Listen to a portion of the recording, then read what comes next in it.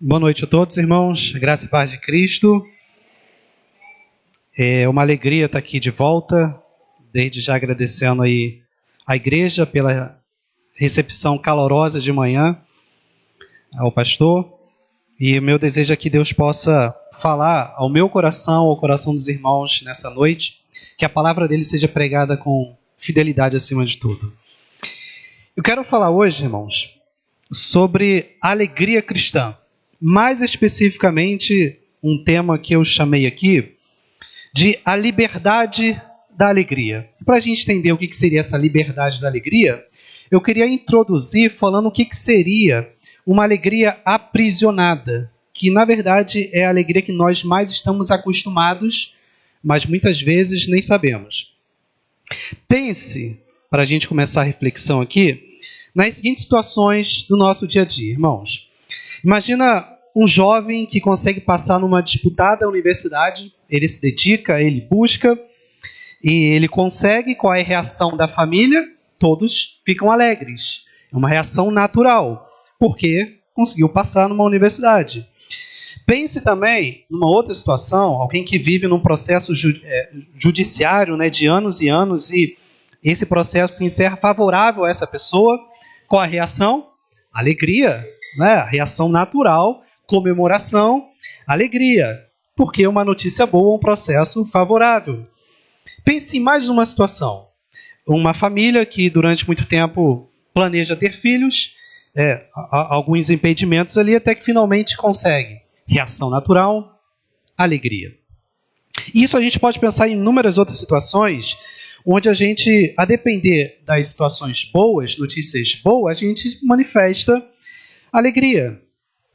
Só que eu queria que os irmãos pensassem que, embora seja uma alegria boa, embora a gente esteja diante de bênçãos, né, de situações favoráveis que vêm do nosso Senhor, tudo aquilo que é bom vem do nosso Senhor, eu quero chamar essa alegria de uma alegria aprisionada às circunstâncias boas da nossa vida, né? Uma alegria, então, aprisionada. Por exemplo, né, um jovem passa numa universidade, resultado favorável, uma situação na justiça favorável, uma gravidez favorável. Então, essas são boas notícias, né, mas elas estão presas. E nós, quando não temos essas boas notícias, como que a gente manifesta? A gente murmura, a gente reclama, não é? A gente vive lamentando, ou a gente vive triste, ou a gente vive abatido, né? Agora, pensa num outro tipo de alegria, é que a gente vai ver nessa noite, aqui o apóstolo Paulo coloca. Uma alegria livre deste mundo, né?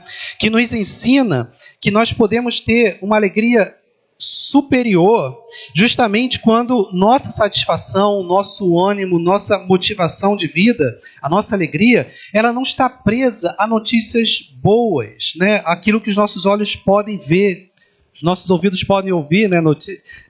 Notícias boas, né?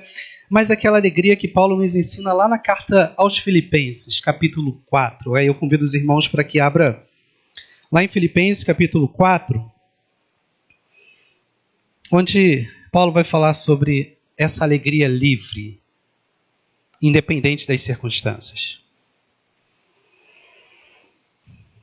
Como nós sabemos, o apóstolo Paulo ele está preso, né? Preso lá em Roma, aguardando o que ele achava que seria sua morte, mas de lá, irmãos, daquela prisão, com alegria, ele estava conduzindo outros irmãos que também estavam sofrendo como ele, a serem alegres em Deus.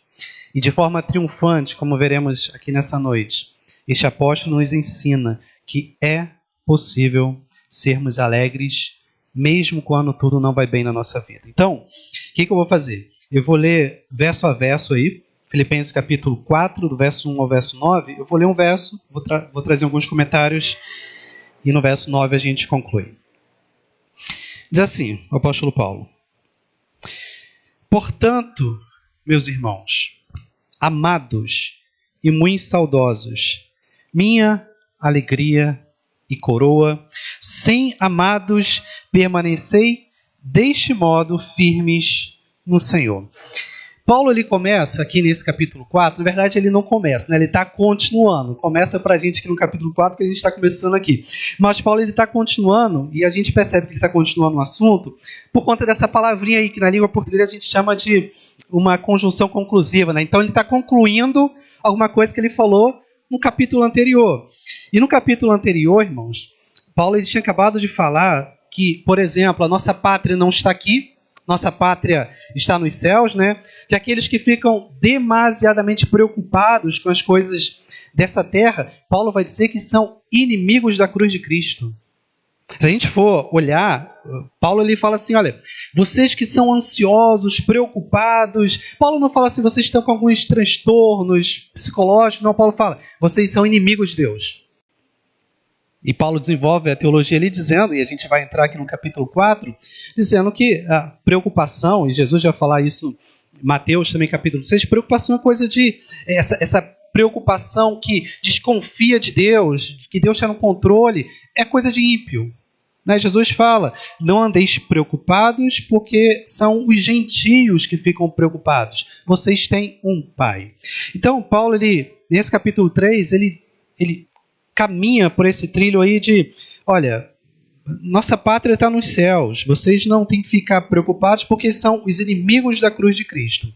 E o ponto aqui, irmãos, é que toda dificuldade que ele vai listar ainda nesse capítulo 4, seja a falta de alegria, a desunião entre os irmãos, como Evódia e Sintique, né, que a gente vai ler, a falta de paz, por conta das ansiedades, o fato de não conseguirmos ter um pensamento puro, como está lá no verso 8 e verso 9, Paulo vai dizer assim, olha, são porque vocês estão presos às alegrias dessa terra. São porque vocês estão enraizados demasiadamente aqui. Esse é o ponto do apóstolo Paulo. Mostrar que essa nossa alegria que depende do ânimo, depende das notícias boas, depende das circunstâncias, depende do que a gente vai ouvir daqui a pouquinho, é uma alegria ímpia. Não é alegria cristã. E a gente precisa separar essas questões, porque uma coisa são essas situações serem bênçãos do Senhor. Mas Deus não deseja que a nossa alegria esteja nas bênçãos dele, ou seja, a nossa alegria está nas mãos de Deus, o que ele pode fazer. Deus ele não quer isso. Ele quer que a gente entenda uma alegria superior, aquela alegria que não olha para as mãos de Deus, aquela alegria que não é interesseira, sabe? Aquela alegria que, como o profeta Abacuque falou, né? Ainda que a figueira não floresça, ainda que dê tudo errado na minha vida, eu, todavia me alegrarei no Senhor. É uma alegria em Deus. Então, voltando aí, repara que nesse verso 1 aí, que Paulo está concluindo, né, esse capítulo 3, Paulo começa a tecer alguns elogios. Sabe, trazer uma ilustração aqui, quando um professor de universidade, por exemplo, ele está corrigindo ali um TCC, uma monografia, e aí ele chega para o aluno e ele diz assim, olha, tá bom, você escreve bem, você foi por uma linha metódica muito boa, aí o professor começa a trazer aqueles elogios iniciais, porque a gente sabe que vem bomba, né? Aí ele, para no final, ele fala assim, mas refaça tudo. Vocês, irmãos, já passaram por isso. O que Paulo faz aqui é parecido com isso, só que o que o Paulo fala é verdade no início. Paulo está preparando o terreno, ele começa com alguns elogios, porque depois ele vai pedir coisas muito difíceis para aqueles irmãos. Então Paulo fala assim, rogo, portanto, lá no capítulo 4, verso 1, portanto, meus irmãos, meus amados, muito saudosos, minha alegria. Paulo está falando muitos elogios ali. Coroa, sim, amados, permanecei deste modo firmes no Senhor. E Paulo vai dizer como que eles têm que estar firmes, né? Em seguida. Então Paulo começa a trazer alguns elogios ali, preparando o caminho, né? E aí no verso 2, Paulo diz assim, agora começa. Eu rogo a Evódia, rogo a Sintique, pensem concordemente no Senhor. Perceba aí que Paulo, ele cita nominalmente e separadamente. Eu rogo a você, Evódia, eu rogo a você, Sintique. E a ideia aqui, irmãos, é que é uma exortação, claro, mas com ternura, com proximidade. Como se Paulo estivesse próximo e falando de forma branda. Paulo está sendo um pastor amoroso, que está trazendo para si duas irmãs importantes, que por alguma razão específica, elas haviam brigado e se separado. Mas Paulo pede que elas voltem à comunhão, que elas voltem a viver unidas. E para isso, Paulo lhe pede ajuda a outro irmão, como está aí no verso 3. Ele diz assim: a ti, fiel companheiro de jugo, também peço que as auxilies, pois juntas se esforçaram comigo no Evangelho, também com Clemente e com os demais cooperadores meus, cujos nomes se encontram no livro da vida. Esse outro companheiro de jugo aí, que Paulo faz menção, a tradução aí é Císigo, né? E na verdade, no original aí, Paulo faz um jogo de palavras, usando o significado, né, desse companheiro ali, não o seu nome. Então, quando ele faz referência a Císigos aí, né, um homem que ele havia escalado para ajudar essas outras irmãs, Paulo está trazendo um intermediário. Duas irmãs estavam brigadas, Paulo traz um companheiro, né, de momentos difíceis, para que nesse momento difícil ali, esse Císigos aí possa auxiliar aquelas irmãs. Note, irmãos, que Paulo fala aí, faz uma menção do passado delas, quando ele diz assim, ó, pois juntas se esforçaram pela causa do Evangelho, ajudando irmãos como Clemente e muitos outros, ou seja, elas são cristãs e precisam ser ajudadas. Elas têm um histórico, elas são irmãs, né? Mas por alguma razão elas estão brigadas. Isso acontece, infelizmente, né? Dentro da igreja hoje, acontece isso com irmãs que já foram muito ajudadoras, que já tiveram um histórico muito positivo, e Paulo, o apóstolo Paulo, traz um elogio. Elas se esforçaram por causa do Evangelho. Hoje estão brigadas. Isso acontece. E aí Paulo escala esse irmão aí para poder ajudar. Verso 4, vem a ordem de Paulo, né? E a gente percebe como que esse verso que a gente conhece, ele não está desconectado. Geralmente a gente lê, né, alegrai-vos sempre no Senhor, como se fosse apenas uma situação para a nossa vida que está desconectado do texto. Mas Paulo diz assim, ó, para aquelas irmãs, alegrai-vos sempre no Senhor, outra vez digo, alegrai-vos. E Paulo repete, né? Alegrai-vos, vou repetir, alegrai-vos. Irmãos já devem saber que o apóstolo Paulo ele faz uso aqui de um recurso muito utilizado pelos judeus, que é a repetição. Hoje nós não temos esse recurso. Hoje, quando nós queremos enfatizar alguma coisa, nós usamos, por exemplo, um superlativo, né? Trazendo um exemplo dos irmãos aqui. Se eu quero falar que fulano é belo, muito belo, eu não preciso falar como judeu. Fulano é belo, belo, belo. Eu vou usar fulano é belíssimo. Só que o judeu, quando ele queria enfatizar alguma coisa importantíssima, ele não tinha esse recurso que nós temos hoje. A língua ela foi evoluindo, hoje mais criativa, digamos assim, né? Mas o judeu, quando ele queria enfatizar uma coisa muito importante, ele usava alguns recursos, dentre eles a repetição. Como, por exemplo, lá em Isaías, né, para mostrar a tal santidade do Senhor. Santo, santo, santo. Quando Davi queria mostrar a podridão do pecado humano, ele vai dizer o quê? Eu nasci em iniquidade e em pecado me concebeu a minha mãe. Eu nasci e fui concebido na iniquidade e em pecado. Era a forma de Davi dizer assim, eu sou totalmente podre desde o nascimento. Eu sou muito pecador. E a gente tem muitas outras passagens quando Jesus falava em verdade, verdade vos digo, ou seja, isso é importantíssimo, o que eu vou dizer agora. E o que Paulo faz aqui é o mesmo recurso. uma forma de trazer uma ênfase importante para o tema central aqui, que é a alegria. E era essa alegria que ia trazer união a Evódia e Síntique naquele momento. Era essa alegria que Paulo vai mostrar aqui, que vai nos ensinar uma vida de paz, que ele vai mostrar lá no verso 7. É essa alegria que vai ser capaz de fazer a nossa mente estar totalmente pura, como está lá no verso 8 e verso 9, que a gente vai ver daqui a pouquinho. Então, Paulo constrói toda essa palavra dele aqui com base nesse verso 4. Essa alegria que não está presa às circunstâncias. Essa alegria superior que a gente está vendo aqui nessa noite. Então, Paulo diz: alegrai-vos sempre no Senhor. Outra vez vos digo, alegrai-vos. E note ainda que Paulo ele não pede que sejamos alegres. Ele não coloca como uma opção nossa, uma alegria que depende das circunstâncias, como eu introduzi aqui. Paulo ele coloca a alegria como um mandamento, como uma ordem. E uma ordem quebrada por Deus é o que, irmãos? É pecado. Paulo diz: sejam alegres. Ele não pede, né? Que tal você ser alegre? Seja alegre. Se você não for alegre, você está em pecado.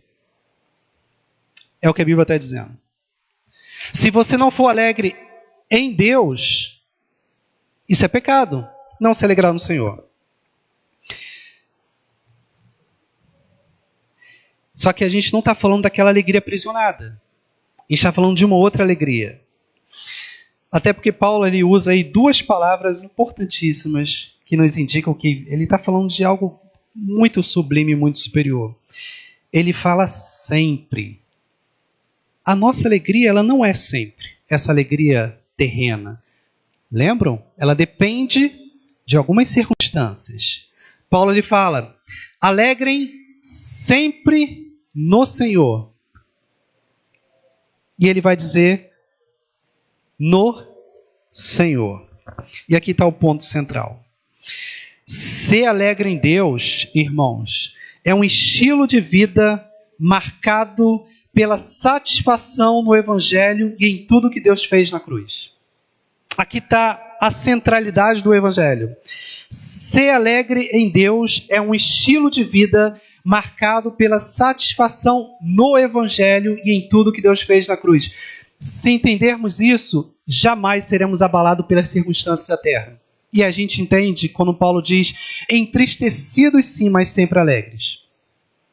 Algumas situações podem nos derrubar, algumas circunstâncias ruins podem nos derrubar, mas Paulo nos ensina algo sublime: entristecidos, mas sempre alegres.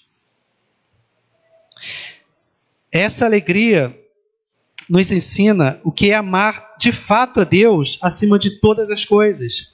É confiar em Deus mesmo quando não há razão humana para confiar. Mesmo diante de um desengano médico. É ser feliz mesmo no desemprego, porque sei que Deus está no controle. Ou seja, uma alegria livre desse mundo. Não é aprisionada, né, às circunstâncias, mas é presa unicamente em Deus. O único que consegue nos dar a verdadeira satisfação dele. Era essa alegria, irmãos, que seria a cura, segundo a palavra de Deus, para a divisão entre Evódia e Síntique. E aqui a gente traz uma aplicação aos nossos dias. Infelizmente, não é incomum haver divisões ou brigas na igreja, rachas. Aqui está a causa. Falta de satisfação no glorioso Evangelho de Deus. Falta de alegria em Jesus Cristo. E muitas alegrias aqui, né? Essas alegrias que são tendenciosas ao nosso ânimo, às emoções. Ora eu estou alegre, ora eu estou triste. Temos uma tendência, muitas vezes, de encontrar erros nos outros quando o problema de nossos relacionamentos muitas vezes está na minha falta de alegria em Deus.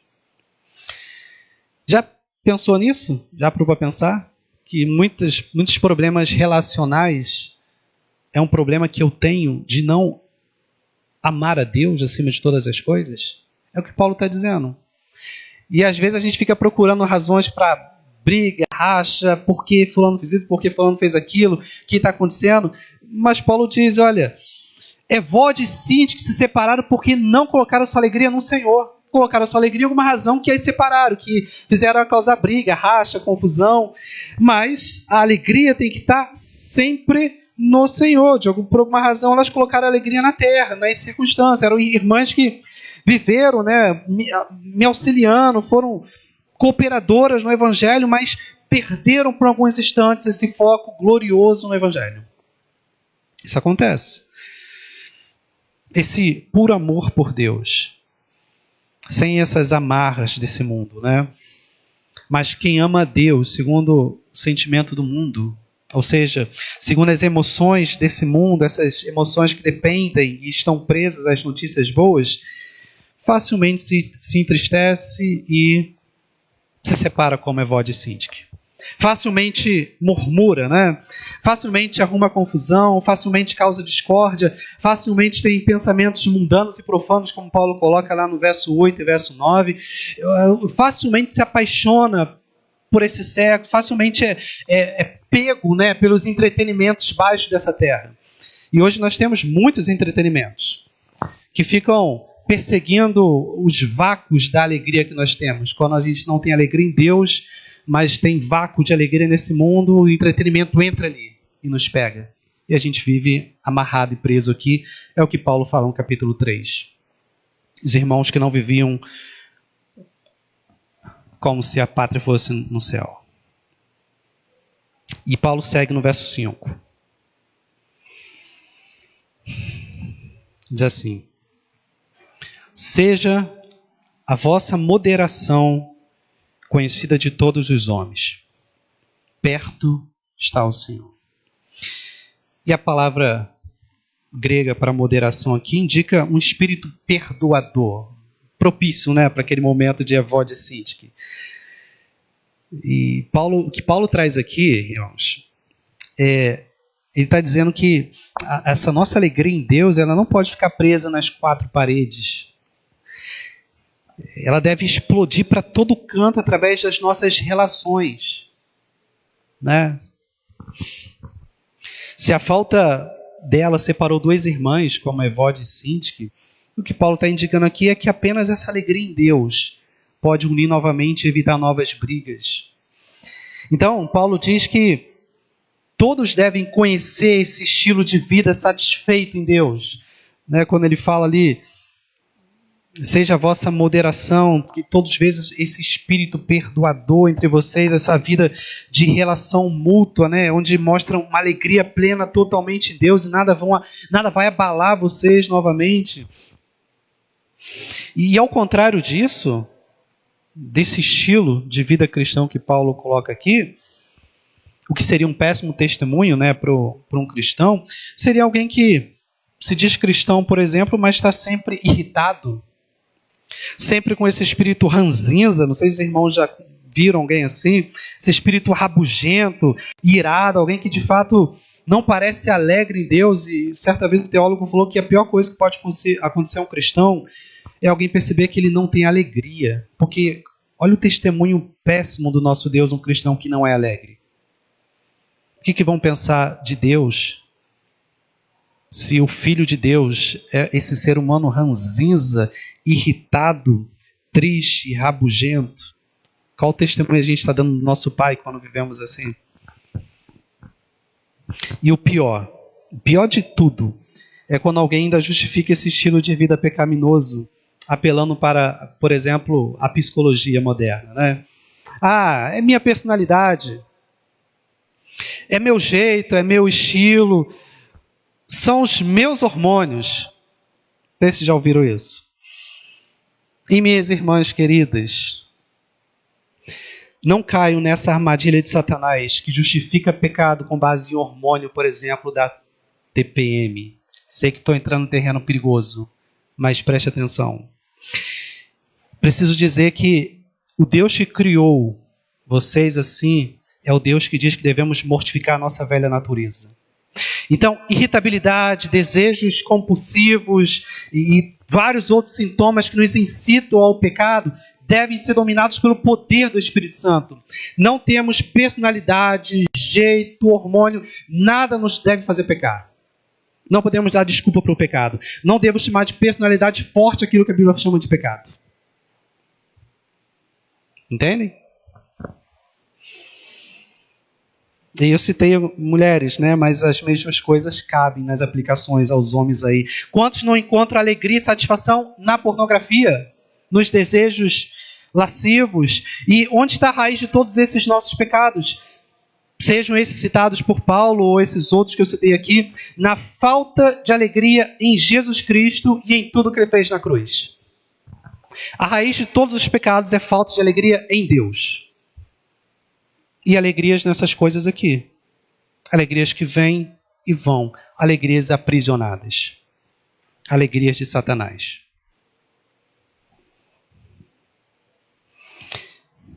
E Paulo conclui o verso 5, dizendo que perto está o Senhor. Ou seja, Deus está tanto perto no sentido de estar vendo essas nossas relações, se são santas e dignas, quanto perto voltando para buscar os santos. Em outras palavras, Paulo diz, Deus está voltando. Será que achará os cristãos alegres nele através das boas relações com todos? Deus está voltando e tudo que ele está vendo perto, quando ninguém está vendo, o agrada. Deus está voltando e seus pensamentos sobre seu irmão são puros, são dignos. Deus está voltando e achará sua igreja unida, achará seus filhos alegres nele ou se deleitando nas falsas alegrias deste mundo. Deus está perto, tanto nos vendo quanto vindo. Como Ele está nos vendo? Como vai nos achar? Verso 6. Não andeis ansiosos de coisa alguma, em tudo, porém, sejam conhecidas diante de Deus as vossas petições pela oração e pela súplica com ações de graça.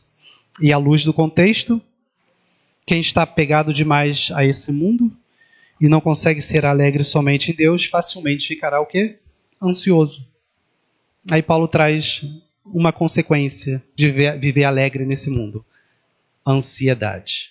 Preocupação. Preocupações com isso, com aquilo, e os irmãos podem nomear isso e aquilo aí. Noite sem dormir, estresse, irritabilidade, ira, revolta, murmuração e ansiedade. E o que é ansiedade, irmãos? Senão uma grande interrogação a respeito de, será que Deus está no controle? Ansiedade é uma grande dúvida sobre o amor de Deus. Preocupação é um soco no estômago da soberania, da doutrina da soberania.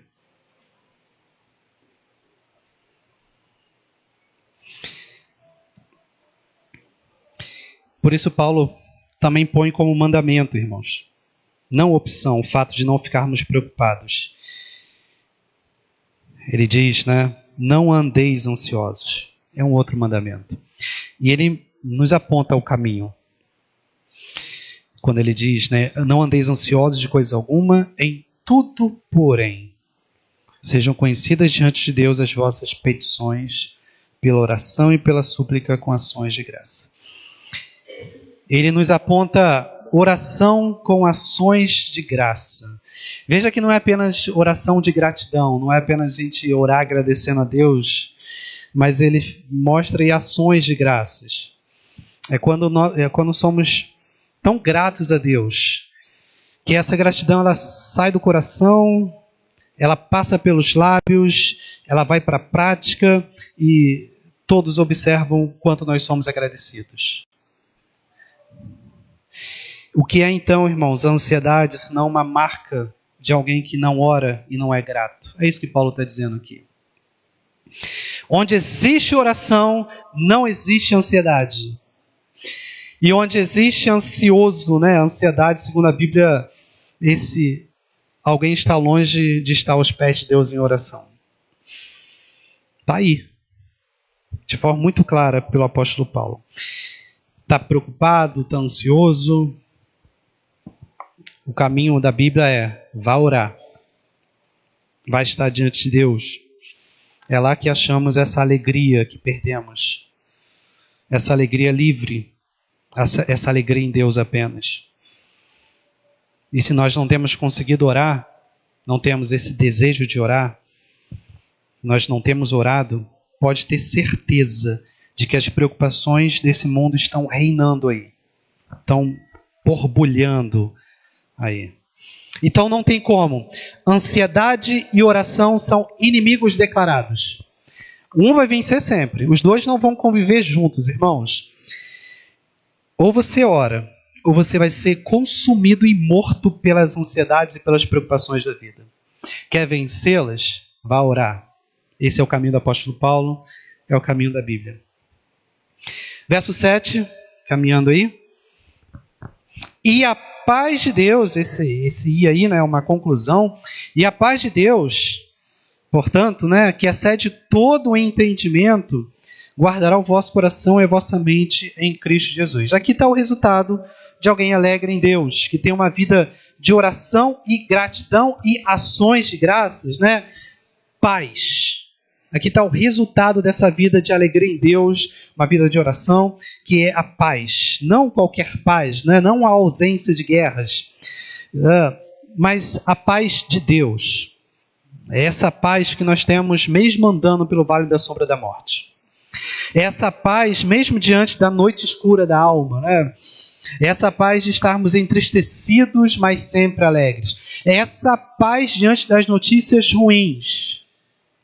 Diante de não sermos aprovados, né? Diante da situação na justiça não ter sido favorável, diante da gravidez não vir.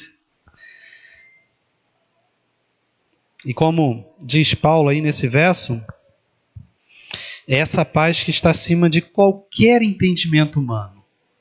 É quando estamos bem, alegres em Deus, e o ímpio, sem entender nada, indaga: como que você consegue essa paz, mesmo diante desses terremotos? É acima do entendimento humano. Excede todo o entendimento. Muitas vezes você não vai entender nada, não vai compreender nada, mas a paz vai estar reinando na sua vida. É isso. E isso é espiritual. Ímpio jamais vai entender essa paz. E aí como é que a gente responde, né? Quando o ímpio indaga assim? É Deus, não sou eu. Ele faz isso. E não apenas isso, mas Ele é capaz de guardar também o meu coração e a minha mente em Cristo Jesus. Mesmo quando tudo dá errado, Deus irá preservar minha fé nele. Caminhando para o fim, verso 8. Finalmente, irmãos, tudo que é verdadeiro, tudo que é respeitável, tudo que é justo, tudo que é puro, tudo que é amável, tudo que é de boa fama, se alguma virtude há e se algum louvor existe, seja isso que ocupe o vosso pensamento. Além da paz de Deus, nosso estilo de vida em relação aos nossos pensamentos também mudam. Saem os pensamentos de: será que vai dar certo? Saem esses pensamentos de dúvida, né? Será que vai dar tempo? Será que tem cura? Tudo isso sai e passamos a pensar como cidadão do céu. Aquele que tem outra pátria, aquele que sabe que seu pai controla todo esse mundo. E se ele controla, tudo vai acabar bem. Então nossos pensamentos mudam, eles são mais puros, são mais dignos, são mais santos, eles não desconfiam do poder, da bondade, do controle, do amor de Deus. Porque a tendência natural de todo cristão, né, é a gente indagar e desconfiar. Mas aquele cristão que vai por esse caminho que o apóstolo Paulo está indicando aqui, da alegria, da oração, desse espírito perdoador, da união, de paz, a tendência é, com o passar do tempo, a nossa mente ir sendo transformada à semelhança de Cristo. E a nossa mente vai sendo mudada. E aí a gente consegue entender o que Paulo fala aqui. Tudo que é puro, justo, amável, que é de boa fama, se alguma virtude há e se algum louvor existe, seja isso que ocupe o vosso pensamento. E Deus passa a fazer parte de tudo aquilo que a gente pensa. Tudo. E Deus vai nos dominando. E não apenas isso, o verso 9, Paulo diz assim: o que também aprendestes e recebestes e ouvistes e vistes em mim, isso praticai, e o Deus da paz será convosco. Ouvimos tudo isso, mas Paulo diz, agora é necessário praticar. Se queremos alcançar essa alegria soberana, essa alegria livre, né, precisamos nos desapegar dessa terra. Como? Paulo lhe constrói o argumento da seguinte forma, irmãos. Ele fala, orando e tendo uma vida de gratidão, né, isso irá nos ajudar em nossa comunhão com os irmãos, vai evitar que as evodes e síntiques atuais venham a brigar, se separar, evitará brigas, portanto.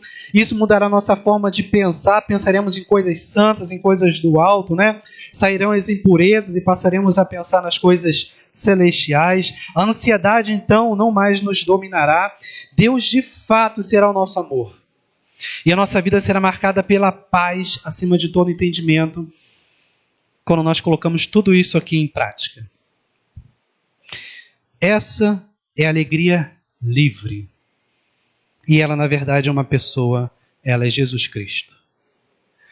A nossa alegria não está presa às circunstâncias, às notícias boas, às coisas dessa terra, né? Não estamos aqui como inimigos da cruz de Cristo. A nossa alegria, na verdade, é uma pessoa. Uma pessoa que, para nos dar uma alegria livre, ele foi preso, foi crucificado, ele morreu em nosso lugar, para que nós hoje tivéssemos uma alegria totalmente livre, uma alegria presa a Ele, a quem Ele é, ao nosso Senhor, ao supremo Evangelho. O Evangelho é Cristo Jesus. Por isso nossa alegria, irmãos, não está nas coisas, não está nas notícias boas, não está nesse mundo, né? Nossa alegria é uma pessoa, é Jesus. E quando a nossa alegria está nele, nada nos abala, porque Ele é inabalável. Quer saber se sua alegria está nele? Veja como é seu estilo de vida. Se você vive assim, para lá e para cá. Analisa como é sua alegria. Se é uma alegria aprisionada às notícias boas ou se é uma alegria soberana, inabalável em uma pessoa chamada Jesus Cristo. Quando a nossa satisfação então está nele, todos os nossos temores se vão, porque o verdadeiro amor lança fora todo medo. Sim, a alegria do Senhor é a nossa força e é o que nos fortalece, né? Porque essa alegria do Senhor é o próprio Jesus Cristo. Eu quero encerrar, irmãos, dizendo que é possível, mesmo na dificuldade da nossa vida, ser plenamente alegre em Deus, quando nós temos essa alegria livre. Tem um hino, não sei se os irmãos conhecem, ele fala que a nossa alegria não depende das circunstâncias. Eu queria tentar cantar com os irmãos conhecerem. A alegria é viver feliz, sem importar qual a situação. Os irmãos conhecem? Se os irmãos puderem me ajudar, consegui colocar a letra aí? Conseguiu?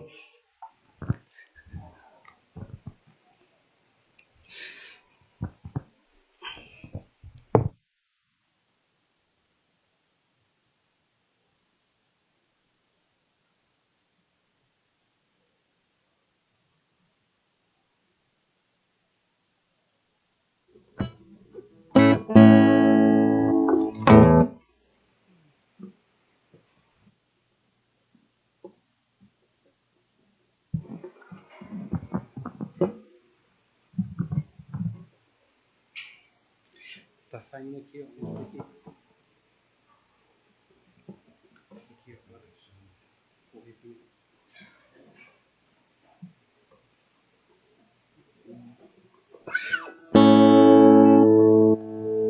Os irmãos me ajudem, os irmãos te conhecerem, porque ela fala exatamente dessa alegria que não importa a situação, né, se nós somos honrados ou humilhados, a nossa alegria é Jesus Cristo. Então os irmãos me ajudem, vai dizer assim, ó.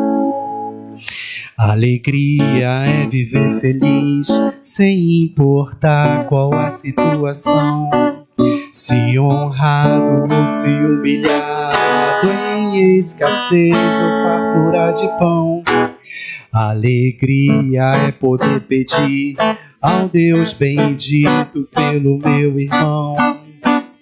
É viver no mesmo sentimento de afeto e de consolação.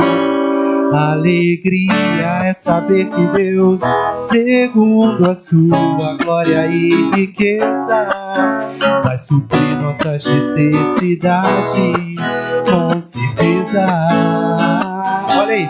Alegria é tudo perder, sem perder nada do amor de Deus. Ter de Cristo o conhecimento dos caminhos seus. Alegria, alegria, alegria. Essa alegria do Senhor nunca vai acabar. Alegria, alegria. Ele nos faz tanto querer como realizar. No início, alegria é viver feliz, sem importar qual a situação. Se honrado ou se humilhado, em escassez ou fartura de pão. Alegria é poder pedir ao Deus bendito pelo meu irmão.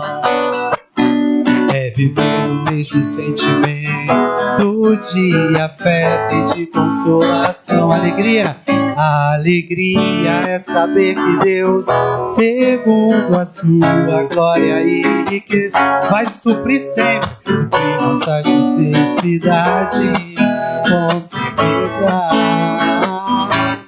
A alegria é tudo perder, sem perder nada do amor de Deus. Nos caminhos seus. Alegria, alegria, alegria.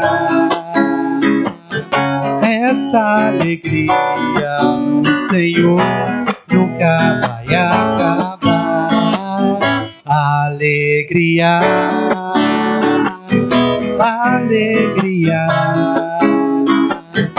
Ele nos faz tanto querer como realizar. Amém. Glória ao nome do Senhor. Queria chamar o pastor para que fizesse essa oração.